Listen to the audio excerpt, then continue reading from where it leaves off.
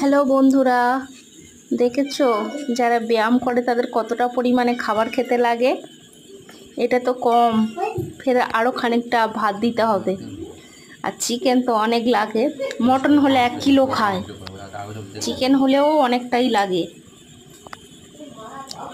ব্যায়াম করলে খুব খুব খুব খিদে হয়, যখন আরও ব্যায়াম করে ঘরে ফিরবে 10খানা রুটি একসাথে খেয়ে নেয়। সেই ভয়ে তো আমি ঘরে রুটিই করি না।